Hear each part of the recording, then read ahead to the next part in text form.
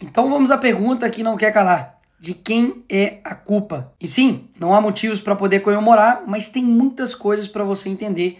Isso vai fazer toda a diferença. E diferentemente do outro lado, eu não preciso inventar para poder te explicar quem é o culpado disso. Basta eu ler a carta do Trump. E começa citando Jair Bolsonaro e diz: conheci e lidei com o ex-presidente Jair Bolsonaro e o respeitei profundamente, assim como a maioria dos outros líderes de países. A forma como o Brasil tem tratado o ex-presidente Bolsonaro, um líder atualmente respeitado em todo o mundo, durante seu mandato, inclusive pelos seus Estados Unidos, é uma vergonha internacional. Esse julgamento não deveria estar acontecendo.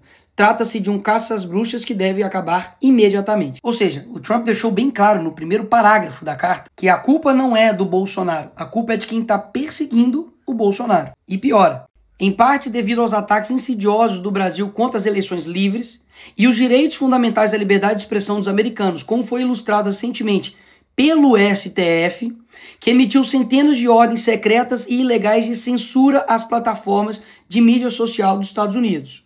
Lembra disso aí? E para poder refrescar aí a sua memória, o assessor do Trump ele foi detido pelo Moraes aqui em Brasília em 2021. O Alexandre de Moraes também derrubou o X, o Twitter, aqui do Brasil. E também derrubou a Rumble, que é uma rede social que tem ligações muito próximas com a Truth Social, que também é uma plataforma criada pelo Donald Trump. Dito isso, não sou eu, Bolsonaro, a direita que está falando. É a carta do Trump. Ela continua. A partir de 1º de agosto de 2025, cobraremos uma tarifa de 50% sobre qualquer produto brasileiro enviado aos Estados Unidos. Ou seja, devido à perseguição, nós vamos cobrar essa taxa. Mesmo depois de uma carta tão clara e transparente, a esquerda quer dizer que o culpado não é o presidente da República, mas o Bolsonaro, que nem presidente é. Será mesmo? Vamos ver. Lula, antes mesmo das eleições, já falava que o Trump era nazismo com outra cara e chamou ele de desumano. O Lula deixou navios de guerra do Irã atracar aqui no Brasil, mesmo os Estados Unidos fazendo pressão contrária. O Alckmin, que é vice do Lula, participou de um evento no Irã ao lado do líder do Hamas e outros 3 líderes terroristas. Voltou até a exigir visto para o cidadão dos Estados Unidos para entrar aqui no Brasil. Foi destaque no mundo inteiro quando comparou as ações de Israel a Hitler. Ou seja, atacando o principal aliado dos Estados Unidos na guerra entre Israel e Irã. E aí o que o Lula esperava? De que essa conta nunca ia chegar? Ela chegou e muito cara. Mas ela tem um motivo, como vocês viram. Não foi do nada. Mas existe uma forma de resolver isso.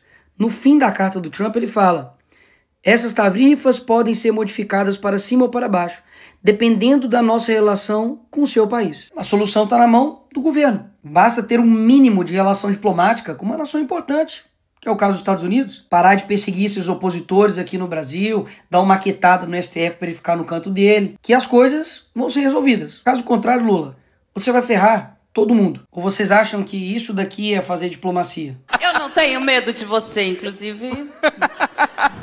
Boa! Fuck you, Elon Musk. Vou usar o termo vira-latas depois de jornalistas perguntar sobre Lula e Trump. Trump disse que vai anunciar a tarifa contra o Brasil. Ah, e é bom lembrar que até esse momento aqui, a tarifa estava em 10%. Calma aí que nós não chegamos nem na melhor parte do vídeo. Vai por mim. A resposta do Lula para tudo isso foi essa. Se ele vai cobrar 50 de nós vamos cobrar 50 dele. E o que isso vai resultar?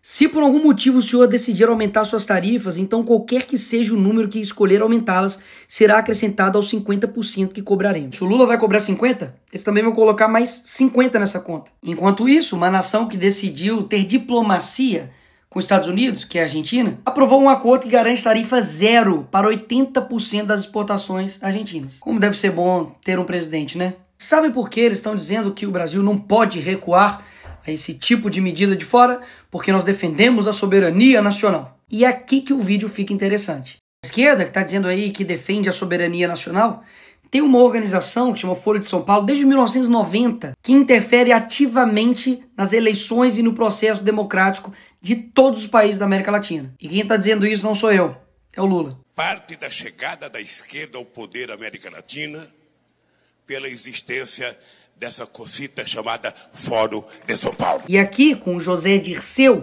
amigo do Lula e mentor do PT, deixou as coisas ainda mais claras. Nós já lutávamos por isso e já trabalhávamos por isso, inclusive porque nós criamos o Fórum de São Paulo, que lutava para isso, Depois criamos ainda um grupo de Marbella, que é o nome da cidade, do hotel onde nós fomos no Chile, que se reuniu. Todos depois foram eleitos presidente da República. Todos foram. Todos. Então quer dizer que os Estados Unidos não pode aplicar uma sanção em defesa da liberdade, mas eles podem interferir em todos os outros países da América Latina para poder implementar, literalmente, ditaduras. E pausa. Quem é pior? Um país que taxa o outro país para poder defender a liberdade de outro país? Ou um país que taxa o seu próprio povo para poder bancar um governo? E aí? Quem é pior? Lula pede ajuda à China para regular redes no Brasil. Ora, isso aqui não ataca a nossa soberania nacional? Quando o PT lá em 2016 pediu proteção internacional diante do impeachment da Dilma, não era ataque à soberania nacional, né? Tenho certeza, não era interferência, era só uma ajuda, né? Quando a Gleisi, deputada do PT, pediu numa TV árabe ajuda a todo mundo árabe pela liberdade do Lula, aí não era interferência. Além dessa balela que eles dizem defender a soberania nacional, eles também não respeitam a soberania nacional dos outros países, pelo visto também não. Foi lá na Argentina visitar uma condenada por corrupção e fazer lá cartazinho para ela ser livre, em outro país. Eu já ia me esquecendo, esse aqui é bom demais. Aqui está o Felipe Neto pedindo ajuda internacional para o John Biden, para Kamala Harris, para poder conter o Bolsonaro aqui quando ele era presidente. Como eu disse, qual que era a desculpa deles? De que nós não precisamos de intervenção, mas precisamos de ajuda. Quando somos nós, é intervenção. Quando é a esquerda pedindo, não é intervenção, é ajuda. A Dilma também, quando foi nos Estados Unidos e na Europa buscar apoio contra a prisão do Lula, com certeza também não foi pedindo nenhuma intervenção no Brasil, né? Até mesmo porque o Lula estava na Noruega. Por fim, o que esses dois aqui estavam achando? De que eles iam implantar aqui uma ditadura, calar seus opositores, perseguir, deixar inelegível por nada. Porque eu não sei se você sabe, Bolsonaro não está inelegível porque ele tentou dar um golpe. Foi porque ele fez uma reunião com embaixadores. Convenhamos, né? Derrubar a rede social, se aliar a ditaduras, e tudo isso não teria um preço? E ninguém do mundo livre lá fora olharia e falaria, opa, peraí, vamos conversar. Mas como nunca teve esse relacionamento, afinal de contas, o Lula diz que ainda não teve interesse em conversar com Trump, um dos únicos líderes mundiais a não se encontrar com ele. Por essas razões, a sanção econômica veio. E repito, ruim para o Brasil. Mas como você viu, existe um porquê. Ignorar a boa diplomacia, promover perseguição, censura e ainda fazer provocações baratas vai custar muito caro para o Brasil. Enfim, eu avisei. Se a gente não parasse o Lula ia parar o Brasil.